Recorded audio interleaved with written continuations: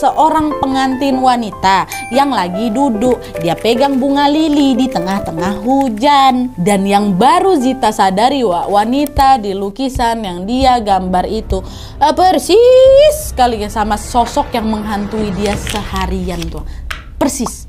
Hai, wassalamualaikum warahmatullahi wabarakatuh. Terima kasih sudah klik video ini. Oke, jadi di malam ini KHW kita terasa spesial kali karena hari ini kita sudah memasuki bulan Ramadan. Alhamdulillah ya, masih bisa dipertemukan sama Ramadan kali ini. Dan dengan ini juga aku pengen mengucapkan selamat menunaikan ibadah puasa untuk 1 bulan ke depan buat wawak-wawak yang menjalankannya. Dan semoga kita senantiasa diberikan kemudahan dalam berpuasa di tahun ini ya. Amin ya robbal alamin. Dan FYI juga selama bulan puasa jadwal tayang aku dimundur 1 jam ya. Dimundur bukan dimajukan. Jadi jam 8 malam supaya nggak ngeganggu waktu ibadah tarawih kalian ya. Nah, kalau di part sebelumnya aku sudah bercerita tentang sosok astral yang mengikuti wawa aku nih sejak bayi dan juga berniat mencelakai ibunya dari si bayi itu. Malam ini aku akan menceritakan tentang rangkaian teror yang dilakukan oleh hantu pengantin hijau. Dan segala teror tersebut ternyata berawal dari sebuah lukisan. Aku bisa Nadia, penasaran kalian kan? Jadi tanpa menunggu waktu yang lama, kita langsung masuk aja ke ceritanya. Sekarang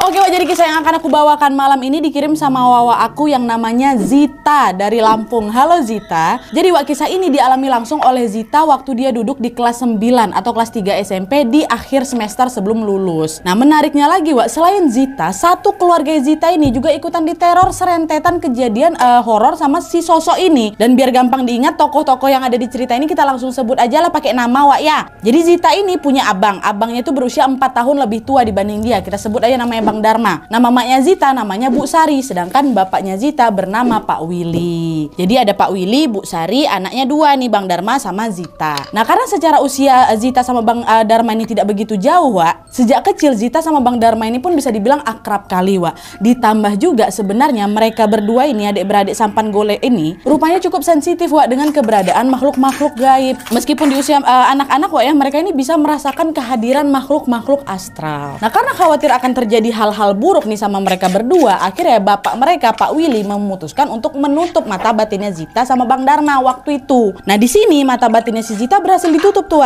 tetapi tidak dengan Bang Dharma. Entah kenapa nih kata Pak Willy, sulit kali nutupin mata batin anakku yang satu nih. Dan karena tidak kunjung berhasil juga, Pak Willy pun akhirnya memutuskan untuk membiarkan saja. Waktu itu beliau mikir, adalah siapa tahu nanti besok-besok mata batinnya si Dharma ini ketutup sendiri gitu. Nah, sejak mata batinnya si Zita ini tertutup, memang betul Zita udah nggak pernah lagi tuh bisa melihat ataupun merasakan kehadiran makhluk-makhluk itu. Hingga datanglah sebuah peristiwa yang membuat mata batinnya ini terbuka lagi. Dimana hari itu merupakan hari selesai ujian semester gitulah. Dimana udah pasti nggak ada lagi lah pelajaran yang harus diikuti di sekolahnya kan. Tapi di sekolahnya Zita tuh menerapkan peraturan kalau setelah UAS atau pas masa libur ini ya mereka tuh kayak masuk masa santai gitu, Jadi murid-murid tuh dibebaskan gitu loh. Kau mau masuk sekolah boleh, kalau nggak mau berangkat juga ya nggak apa-apa. Nah, waktu itu Zita milih ya udahlah aku nggak usah datang ke sekolah lah. Pikirnya kan ngapain pula aku ke sekolah, orang nggak ada juga kawan-kawan aku, ngapain juga, paling cuman piket beberes kelas aja, mending aku di rumah kata dia. Nah, dia lah nggak datang ke sekolah dia waktu itu. Dan karena dia berada di rumah, jadi Zita jadi punya banyak waktu luang lah kan. Zita pun turutlah membantu Ibu Sari untuk menyelesaikan pekerjaan rumah tangga. Zita bantuin mamanya nyapu, ngepel, cuci piring, nyetrika, dan hampir semua pekerjaan rumah di hari itu dia kerjakan. Nah, di saat Zita ini sedang menyetrika baju, mulailah itu ada satu kejanggalan yang agak tidak masuk akal di kepalanya Zita.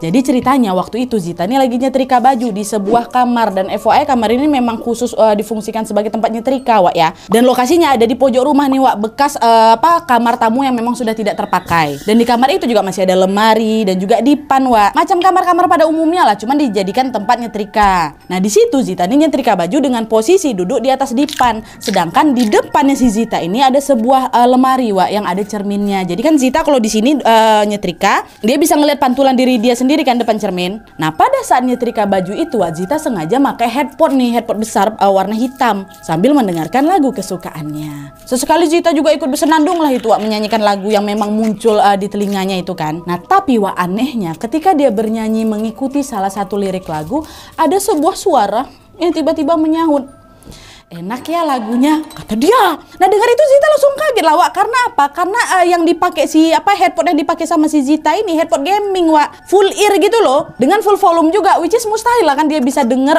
suara lain selain lagu yang diputar. Macam kalian lagi asik-asik denger lagu, kadang harus ditepuk dulu kan baru kalian sadar gitu. Kayak gitulah si Zita. Nah anehnya Wak, suara tadi itu terdengar halus dan dekat kali di telingaku Nat, kata Zita. Zita langsung lah dilepas dari si headphone-nya itu kan, dan dia menoleh ke kanan kiri, woi siapa tadi yang ngomong, katanya. Dan di saat yang sama Wak, di pantulan cermin di depannya si Zita itu, Zita melihat warna headphone-nya ini mendadak berubah berwarna hijau. Warna hijau, padahal aslinya apa tadi warnanya? Hitam pekat ya kan? Kok bisa headphone aku ganti warna depan pantulan cermin tuh? Meskipun kaget, Zita coba tengok lagi nih dan meyakinkan dirinya kalau salah tengok aku tuh. Hitam kok di sini. Hitam kayak gitu Wak. Dan dia lanjut lagi nyetrika nih sampai selesai. Meskipun memang diliputi perasaan yang gak enak, karena hawa di kamar itu mendadak berubah jadi dingin Wak, dan membuat si Zita ini merasa tidak nyaman. Nah singkat cerita, ini masih di hari yang sama nih Wak ya. Singkat cerita, selesai nyetrika baju, dia menujulah ke kulkas untuk ngambil es batu. FYI Zita ini punya kebiasaan unik Wak, dia suka kali nyemilin es batu. Dan Zita pergi ke kulkas, diambilnya es batu yang kotak-kotak tuh, dimasukkan dalam mulut sampai nanti es batu tuh meleleh. Dan selesai dia ngambil es batu, dia langsung masuk ke kamar tidurnya untuk melanjutkan lukisan yang memang sudah dia buat kemarin. Siapa nih si Zita ini memang hobi ngelukis Wak. Dan di sini lagi-lagi dia memutarlah lagu kesukaannya, tapi nggak pakai headphone lagi Wak, diputar aja keras-keras di speaker. Nah pas lagi serius melukis gitu kan, dia mendengar suara ibunya, Bu Sari manggil dia, "Dek," kata ibu nih kan, refleks dia nyaut, "Ngapa Bu?" katanya. Tapi waktu udah dijawab sama Zita, ibu tuh nggak bersuara lagi. Karena penasaran, Zita pun memutuskanlah untuk pergi ke ruang jahit mamanya yang memang tidak begitu jauh dari kamarnya. Biasanya mamanya di situ Wak. Nah keluar kamar mau berjalan nih ya. Belum sampai lagi si Zita nih ke ruang jahit Wak, tiba-tiba mamanya nelpon ke handphonenya Zita. Memang Zita bawa juga tuh. Diangkatlah sama si Zita kan, dan tiba-tiba ibu nih ngomong di teleponnya, "Dek, Adek masih di kamar kan? Adek masih melukis kan?" kata ibunya kan. "Iya Bu, emang apa?" kata. "Oh ya udah, kok diam aja di situ, jangan ke sini dulu, jangan ke ruang jahit Ibu, tunggu di sana, tunggu dia pergi," kata mamanya. Maksudnya gimana nih Bu? Dia siapa? Masih di telepon ya? Udahlah pokoknya kau masuk aja ke kamar. Kalau perlu kau kunci pintunya dulu, katanya. Tut, dimatikan sama mamanya. Sambungan telepon terputus lah jadinya di situ kan. Nah di situ Zita memang sempat mematung beberapa saat karena dia bingung apa yang mamaku maksud nih. Dia siapa yang dimaksud sama mamaku ya kan? Terus ngapa pula mamaku nelfon aku padahal kan kita di rumah yang sama, dekatan pula. Nah, dengan perasaan yang diliputi kebingungan, Zita pun akhirnya ikutin kata mamanya. Dia balik lagi ke kamar Wak, nggak jadi nyamperin mamanya di ruang jahit. Dan masuk kamar dilanjutin lagi lah lukisannya hingga beberapa jam kemudian. Nah pada saat itu Bu Sari nelpon si Zita balik lewat handphone kan. Mamanya bilang, "Dek, kalau mau ke ruangan mama ya udah sini aja, udah aman kok," kata mamanya. Dah nggak pakai lama si Zita pun langsunglah pergi ke ruangan jahit mamanya sambil menanyakan kejanggalan yang memang ada di kepala si Zita. Sesampainya di sana, Zita langsunglah menodong mamanya dengan rentetan pertanyaan kan. "Ibu tadi kenapa sih? Kenapa Ibu telepon aku? Kan bisa Ibu pergi ke kamar aku langsung." "Oh nggak ada apa-apa kok nak, udah kamu jangan khawatir," kata mamanya. Nah mendengar jawaban Bu Sari ini, sebenarnya Zita pun merasa nggak puas Wak. Dia yakin kali ini pasti ada apa-apa ini. Tapi udahlah kan, dibanding nanti berdebat, Zita pun langsung mengiyakan perkataan ibunya karena dia tidak mau berlarut-larut dalam ketakutan. Dan mereka berdua ngobrol lagi di ruangan itu kan, sambil si Bu Sari ini menyelesaikan jahitan pesanan pelanggan. Mamanya juga memang terima jahitan Wak. Terus nggak lama kemudian Zita tiba-tiba mendengar suara teriakan bapaknya, Om Willy itu manggil, "Nak," katanya gitu. Zita yang terkejut juga refleksnya orang kan, "Ya Pak, ngapa? Gimana Pak?" Suara itu terdengar jelas sekali Nadia di telingaku. Tapi anehnya mama aku nggak dengar apa-apa. Dia malah nanya-nanya, "Zita, kok ngomong sama siapa?" "Itu loh Bu, Bapak manggil aku. Bu, bentar loh ya, aku keluar dulu." "Hah? Bapak? Bapak kan lagi ke rumah pasien, sampai sekarang belum balik loh." Dan FYI bahwa Pak Willy ini berprofesi sebagai manajer gitulah di sebuah rumah sakit. Tapi beliau ini juga punya pasien di luar rumah sakit. Kadang-kadang Pak Willy ini keliling gitu ke rumah-rumah pasiennya untuk sekedar membantu ganti perban atau ya macam cek darah, cek gula gitulah. Nah mendengar jawaban Mama Zita pun mendadak tersadar, hari ini aku memang belum dengar suara motor bapakku balik lah. Yang berarti Pak Willy kan masih ada di luar, belum balik ke rumah nih. Menyadari hal itu, Zita pun otomatis duduk lagi tuh, Wak. Masih di ruangan jahit mamanya ya kan. Duduk dia berpikir dan keadaan di ruangan itu pun jadi hening. Dalam hatinya Zita dia nih ngebatin, apakah serangkaian kejadian aneh di hari ini saling berhubungan nih. Suasana mendadak hening, Wak. Yang terdengar hanyalah itu suara dinamo mesin jahit mamanya aja lah. Beberapa jam setelah itu terdengarlah, Wak, suara motor bapaknya yang datang ke arah rumahnya si Zita. Dan betul ternyata itu adalah suara motornya Pak Willy yang pulang bersama Bang Dharma. Waktu itu mereka bawa tuh oleh-oleh martabak telur dan dimakanlah bersama-sama di ruang jahitnya Bu Sari. Dah di situ ya mereka makan-makan, ngobrol-ngobrol lah kan. Terus nggak lama kemudian masih hari yang sama, Wak, yang nggak lama kemudian di jam 2 siang Zita tiba-tiba ngantuk. Dia minta izin lah sama mamanya kan, udah lama aku mau balik dulu ya ke kamar, mau tidur siang. Nah pas Zita ini beranjak pergi menuju ke kamarnya, Wak, Ibu Sari tiba-tiba bilang, hati-hati ya nak tidurnya, kata mamanya. Iya mah, iya kata gitu. Dah masuk kamar nih si Zita kan. Singkat cerita Zita pun tidur, Wak, dengan posisi menghadap kiri. Di depannya si Zita itu ada lemari baju yang ada cerminnya juga. Jadi dia bisa nengok lah kan badannya di pantulan kaca depan muka dia tuh. Dan pada siang itu juga dia sengaja, Wak, nggak nyalain lampu dan tidak membuka horden. Alhasil suasana kamarnya pun agak sedikit gelap lah karena cahaya matahari itu tuh tertutup horden dan juga terhalang lemari. Nah pada saat dia lagi tidur di posisi itu, Wak, tiba-tiba saja Zita nih macam terbangun gegara dia merasa ada yang mengelus rambutnya. Dan waktu Zita buka matanya, Wak, disitulah Zita melihat ada, kalian bayangin nih posisinya ya, ada sosok laki-laki menggunakan kemeja putih bersih memang. Dia pakai celana panjang hitam. Jongkok dia, Wak, di depannya si Zita. Jongkok nih, ranjang Zita ngadap kiri, jongkok dia. Tengoknya si Zita sambil dielus-elusnya rambutnya si Zita, Wak. Pas Zita betul-betul melek kan, disitulah dia melihat sosok itu langsung menghilang. Nah pada saat itu Zita diabaikannya pula itu, Wak. Dia malah menganggap, oh ini aku cuman halu aja nih barusan. Dan Zita pun kembali lagi melanjutkan tidurnya. Nah beberapa saat pas sudah memejamkan mata, lagi-lagi Zita merasa ada sebuah tangan yang menempel di telapak kakinya. Tapi tangan tuh terasa dingin kali nak di kulit kaki aku. Zita refleks, ditarik selimut, ditutupi itu seluruh badannya kan. Dia nggak mau buka mata, nggak mau tengok. Enggak Nadia, aku biarin aja, aku tutup aja badanku pakai selimut. Padahal suasana hari itu cukup panas, Nadia. Kok bisa tiba-tiba dingin bagian kaki aku aja? Tubuh kaki aku yang lain nggak ada, biasa aja. Nah, siapa yang megang kaki aku tuh, Nat, kata. Tapi gegara dia ngantuk berat, Wak, Zita pun memutuskan untuk mengabaikan semua keanehan itu dan melanjutkan tidur siang. Dah. Tidurlah dia lagi nih. Gak lama kemudian dia kebangun, Wak, dari tidur siangnya sekitar jam 5:17 sore atau yang menjelang maghrib. Waktu dia terbangun ini, dia langsung keluar kamar ini dan dia mendapati ternyata rumahnya kosong melompong, gak ada mama bapak abangnya kan. Dia keliling lah itu nyari mama bapaknya kemana-mana hingga dia berhenti di depan kamarnya Bang Dharma. Rupanya Bang Dharma lagi ada di rumah, tepatnya dalam kamarnya itu lagi mabar sama kawan-kawannya. Melihat Zita yang terbengong di depan pintu kan, disitulah Bang Dharma bilang, apa kok dek? Mama sama bapak lagi pergi bentar. Oh, pergi mereka, Bang. Dan karena takut sendirian, akhirnya Zita pun ikutan nimbrung tuh di kamar Bang Dharma. Sama beberapa kawannya Bang Dharma itu kan ikutan mabar juga mereka semua. Nah pas lagi asik-asiknya mabar ini, Wak, tiba-tiba nggak ada angin, nggak ada hujan, listrik di rumah mati. Otomatis suasana jadi gelap gitu lah ya kan, orang udah mau menjelang maghrib kok. Udah masuk maghrib pula waktu itu. Ditambah lagi wifi rumahnya juga pasti ikutan terputus. Di momen itulah kawan-kawan Bang Dharma yang awalnya memang numpang wifi aja itu langsung semuanya berpamitan pulang, Wak. Tinggallah di rumah, di dalam rumah itu cuma 2 orang aja, Bang Dharma sama Zita. Kak, Bang, aku takut lah nih, aku numpang lah di sini dulu ya sampai mau bapak balik, kata si Zita kan. Iya dek, nggak apa-apa. Bang Dharma pun mengiyakanlah permintaan adiknya itu. Dan waktu itu Bang Dharma ini juga berinisiatif untuk menyalakan senter dari HP-nya karena dia tahu adiknya ini pasti bakal takut kali kalau gelap. Dah lah, mereka duduk-duduk lah di sana sambil ngobrol-ngobrol dan main handphone. Setelah ditunggu berjam-jam, Wak, listrik rumah juga nggak nyala-nyala. Waktu itu perut si Zita ini dah lapar kali rasanya karena dia udah nggak sanggup lagi harus menunggu sampai listrik ini nyala. Dengan terpaksa Zita pun ke dapur, Wak, untuk membuat segelas susu sekaligus juga mengambil biskuit ditemanin sama Bang Dharma. Nah dah tuh kan selesai Zita ini bikin susu, mereka berdua pun balik lagi lah ke kamarnya Bang Dharma. Waktu itu Zita yang megangin senter HP, Wak, di depan dia, sedangkan Bang Dharma bawa nampan itu yang berisi susu sama biskuit mau dimakan di kamar. Dan FYI, Wak, rumahnya Zita ini memang panjang kali, bentuknya macam huruf L. Nah kamarnya Bang Dharma itu ada di ujung dekat pintu utama. Karena jaraknya cukup jauh dan juga gelap gelap gulita nih Wak ya. Zita yang ada di depan otomatis langsung menyinari jalannya mereka supaya bisa langsung cepat nyampe di kamar. Bang Dharma di belakangnya ya kan. Nah di tengah-tengah lorong itu Wak, ada memang sebuah lemari jati lawas gitu loh, yang berisi gaun pengantin mama bapaknya Zita, masih disimpan sama dia orang. Nah lemari itu Wak, selain besar, ukurannya juga tinggi kali. Bahkan saking tingginya nih Wak ya, bagian atas lemari itu hampir menyentuh plafon.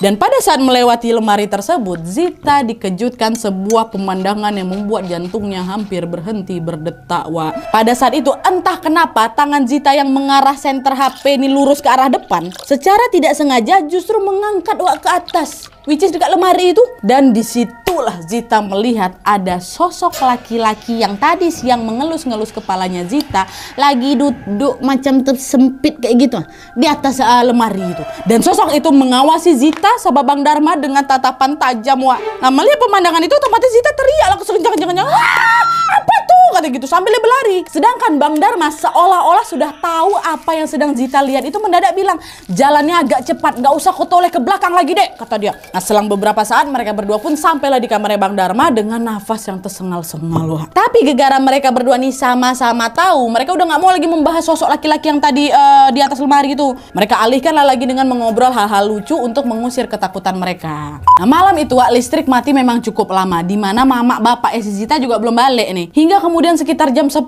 malam Wak, barulah itu orang tua mereka kembali lagi ke rumah. Dan pada saat itu juga alhamdulillahnya lampu rumahnya mereka sudah menyala. Zita yang memang merasa situasi udah cukup aman, bergegaslah dia pergi ke wastafel untuk sikat gigi Wak sebelum tidur. Nah pas si Zita ini lagi sikat gigi nih Wak ya, kalian tahu dari pantulan cermin yang memang menggantung di atas wastafel tuh Zita lagi-lagi melihat sosok mengerikan Wak. Tapi kali ini bukan yang sosok laki-laki di atas lemari itu, bukan. Melainkan itu adalah sosok perempuan. Tubuhnya agak gemuk dikit memang. Dan dia memakai gaun berwarna hijau tua. Di tangannya dia pakai sarung tangan hitam yang panjang tuh, sampai menutupi lengan dia kan. Dan setelah diamati secara seksama, sosok itu memakai sepatu pantofel ungu zaman dulu tuh yang tinggi sampai ke betis, kayak gitu. Dan warna tali sepatunya juga ungu tua kecoklatan. Ingat bagian sini ya. Terus rambutnya macam diikat setengah gitu Wak, dengan beberapa helai rambut dibiarkan terurai. Bayang kalian kan yang diikat ke sininya, di rambutnya disisakan. Dan sosok tersebut melotot marah nih ke arah si Zita sambil menyeringai mengerikan. Zita mematung sesaat loh Wak, sambil berharap itu sosok langsung pergi. Tapi rupanya setelah ditunggu beberapa lama, sosok tuh masih ada di tempatnya dengan ekspresi yang sama persis, nggak berubah sama sekali. Oh, gitu. Nah di titik inilah Zita nyadari, oh ini bukan halusinasi aku nih. Dah langsunglah dia berteriak nih sekencang mungkin, karena dia udah kayak nggak tahan gitu Wak, ketakutan. Mendengar teriakan Zita, mama, bapak sekaligus Bang Dharma langsung datang tuh semua ke wastafel nanya kan, kenapa kok dek, ada apa? Mereka semua panik Wak, karena mereka melihat si Zita ini pucat pasi. Dan pada saat ditanya ini tuh sebetulnya aku mau jawab, nah dia mau langsung ku ceritakan pemandangan yang baru ku tengok tuh. Tapi entah kenapa waktu itu lidahku mendadak jadi kaku Nat. Aku berusaha berkata-kata deh, tapi nggak ada sedikit pun suara yang ku keluarkan dari mulutku. Jadi ini macam menggumam, menggerakkan bibir tanpa suara gitu, paham kalian kan? Dan di momen saat bapak, mama sama abangnya itu datang, sosok itu hilang.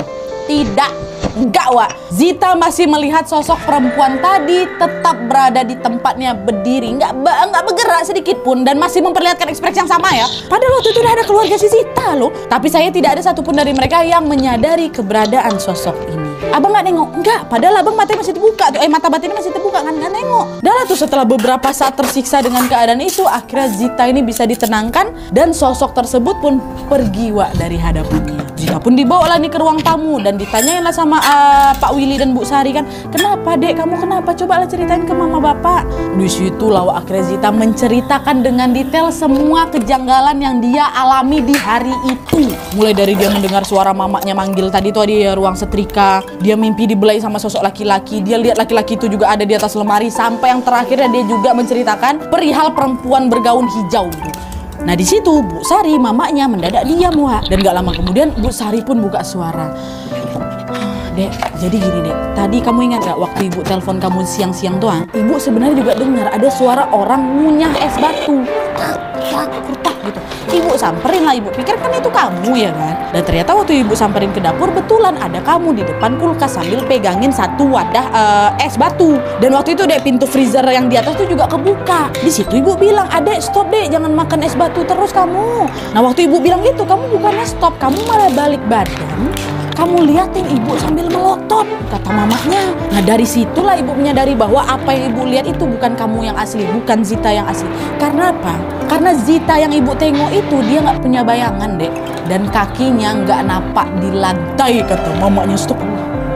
Kalian tahu kan, Wak, di pintu kulkas itu kan biasanya bisa kelihatan pantulan cahaya kan. Nah di pantulan itu Bu Sari cuma bisa nengok dirinya sendiri aja, Wak. Dan sama sekali dia tidak melihat pantulan bayangan siapa nih, si Zita ini di depan pintu kulkas tuh. Padahal kan posisinya Zita tuh ada di depan kulkas kan, memang di atas itu terbuka, tapi dia masih berdiri depan kulkas. Harusnya dia nampak lah bayangan badannya itu di pintu kulkas. Ini gak ada, Wak. Dengar penjelasan itu, mereka semua yang dengar pun jadi kaget bukan main, Wak. Di situ nggak mau kalah, Bang Dharma juga buka suara. Dek, sebenarnya gini dek, yang kamu lihat sosok laki-laki di atas lemari itu abang juga nengok kok, makanya abang suruh kamu lari cepat, jangan tengok ke belakang. Dan sebenarnya juga nih dek ya, sosok perempuan bergaun hijau yang tadi kamu ceritain itu, abang juga sempat lihat tadi siang tapi di dekat kulkas. Ada apa nih dek ya? Iya ya bang, ada apa nih bang ya? Apa berkaitan ini semua penglihatan kita? Dan karena hampir seluruh anggota keluarganya ini diganggu oleh makhluk-makhluk tersebut, akhirnya Pak Willy nih sebagai kepala keluarga pun menengahi mereka dan menyarankan agar ya udah kalau gitu Zita hari ini tidur sama mama, papa biar tidur sama Bang Dharma untuk sementara waktu.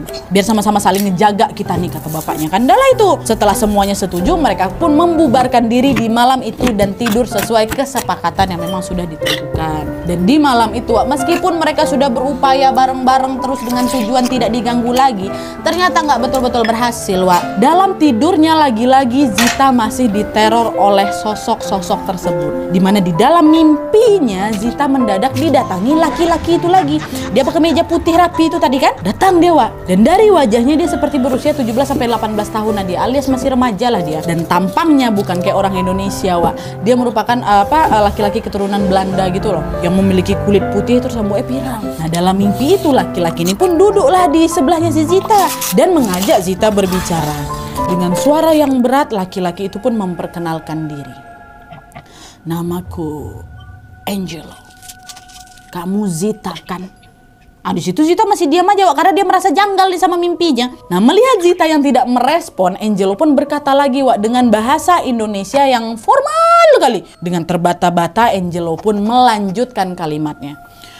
Sebenarnya saya sudah lama di sini. Saya selalu melihat keluarga kalian melakukan ini dan itu. Tapi baru-baru ini wanita itu datang.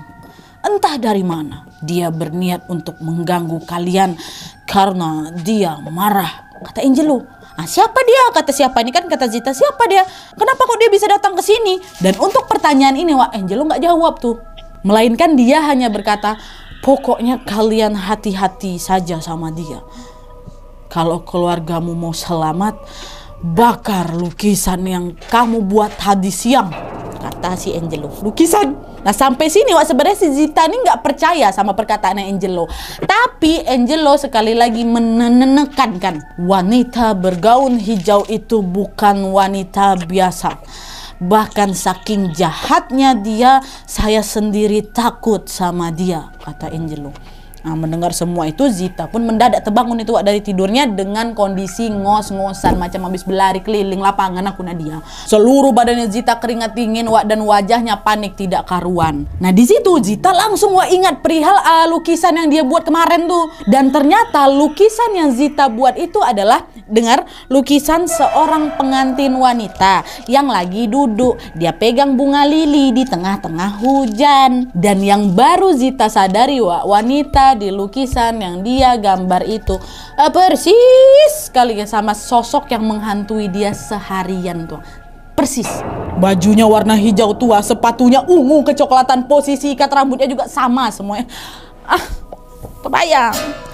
Kalian bayangin aja, Wak, kalian lagi ngelukis random nih, tiba-tiba yang kalian lukis itu muncul gitu aja depan mata kalian. Macam mana nggak shock berat kalian? Nah, itu yang dirasain sama si Zita tuh. Dan malam itu juga waktu bangun dari mimpi tuh, malam itu juga si Zita ini pun langsung memutuskan, oh ya sudah, aku bakar aja lah lukisan tuh besok pagi. Biar hidup aku tenang, nggak diganggu-ganggu lagi sama dia, kata si Zita kan. Nah, setelah dia menggumam, Zita pun balik lagi nih, Wak, memejamkan matanya dengan perasaan tidak sabar menunggu esok hari tiba. Nah, di saat si Zita ini lagi terlelap dalam tidurnya, ternyata wanita bergaun hijau itu kembali lagi mengganggu si Zita. Sosok itu bukan datang ke mimpinya, Wak, melainkan sosok itu berbisik keras sekali tepat di telinga si Zita sambil bilang, kau mau membakar saya. Terbelalak langsung mata si Zita waktu terdengar suara itu kan, Wak. Tapi gara-gara Zita takut, dia berusaha keras lagi untuk balik memejamkan matanya sambil berdoa dalam hati. Tapi, Wak, bukannya hilang.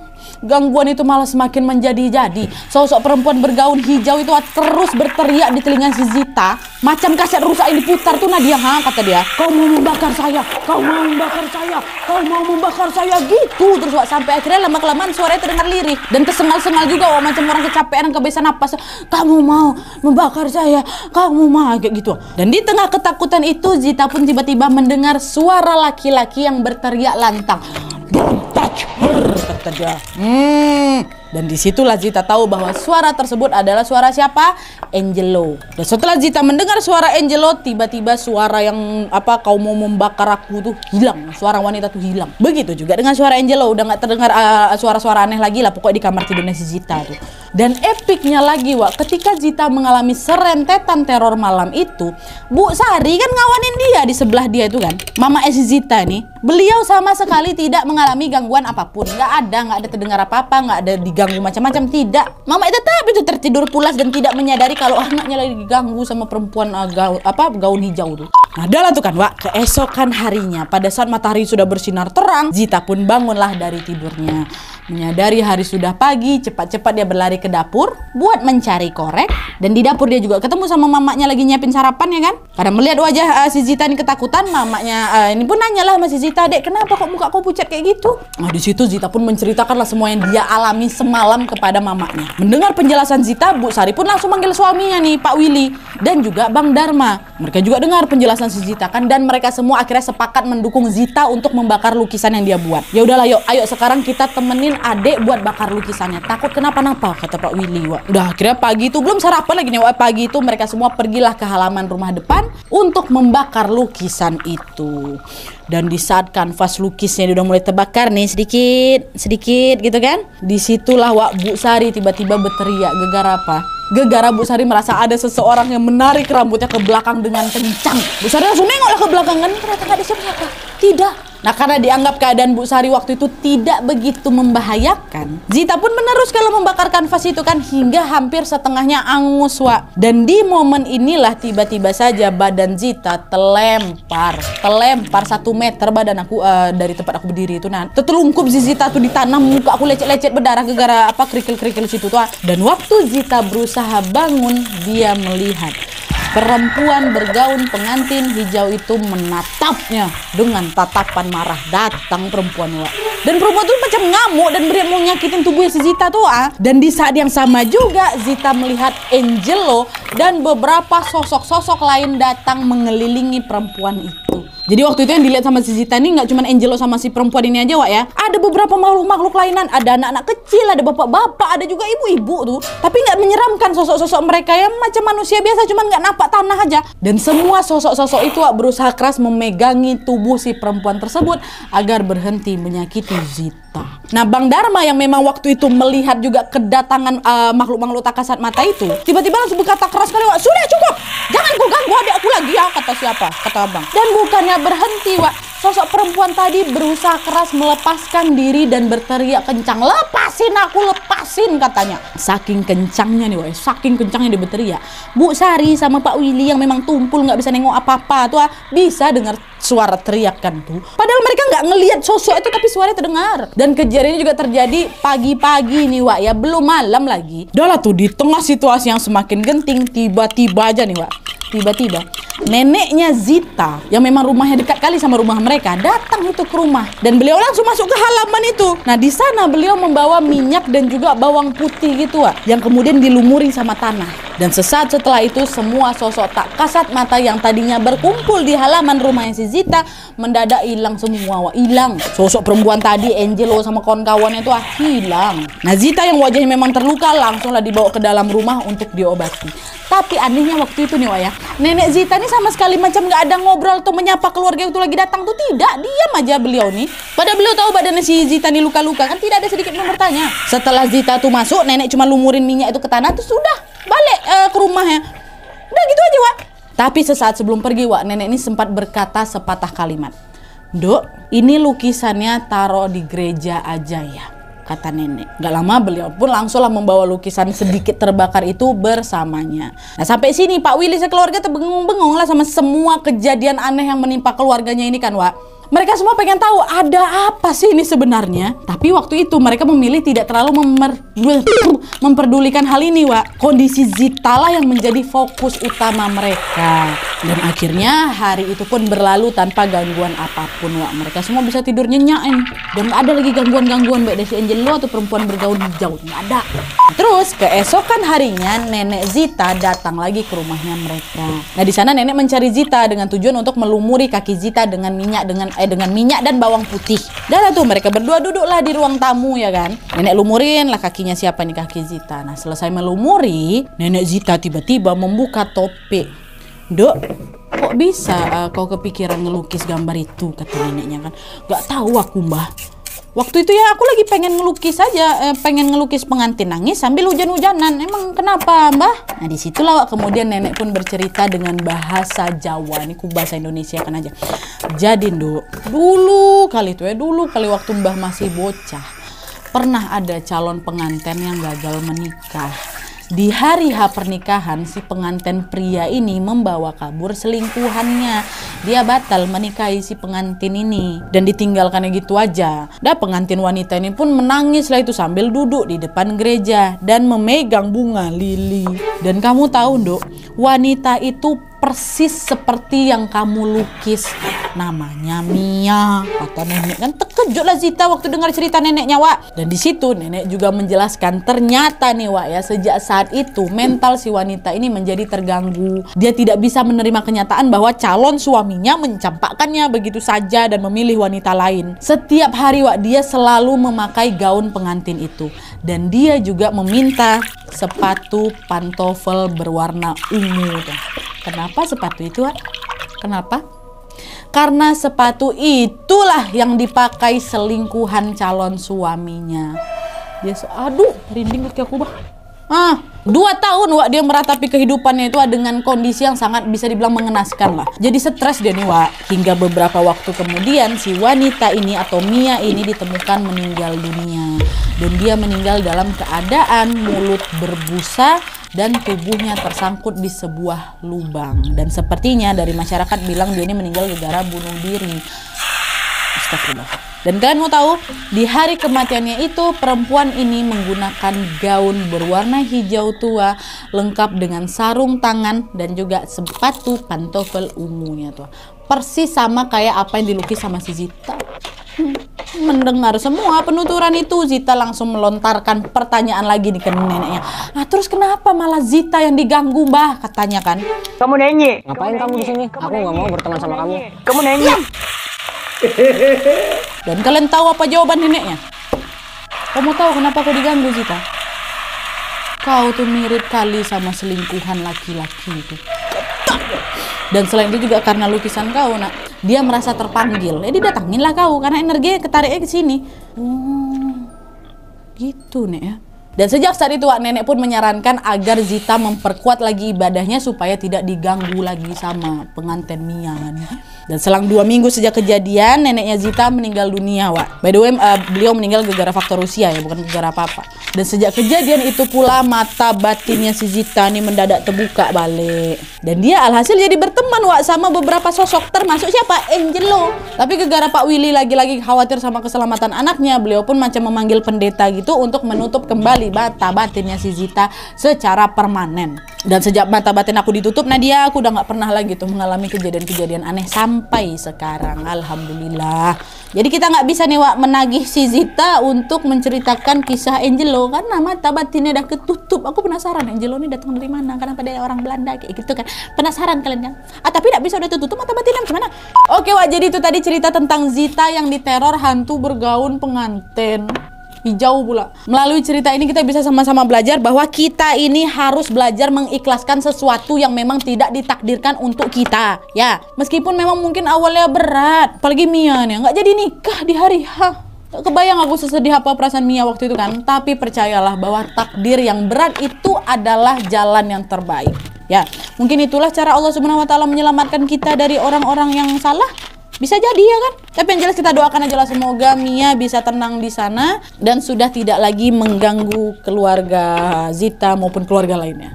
Oke, jadi gimana menurut kalian cerita ini? Bagian mana yang paling bikin kalian merinding? Bisa komen di bawah. Atau mungkin kalian juga mengalami pengalaman yang hampir mirip, atau juga punya kisah horor yang lebih menyeramkan lagi daripada ini. Langsung aja berbagi kisah horor kalian di komen di bawah ini dengan sertakan subjek kisah horor.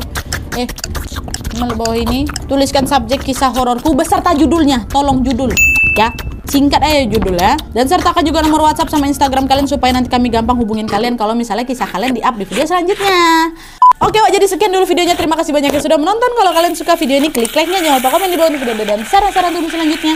Jangan lupa nyalain notifikasinya supaya kalian tahu kalau aku upload video baru. And as always, jangan lupa untuk klik tombol subscribe supaya kalian sama-sama tahu informasi menarik dan menegangkan dari channel aku.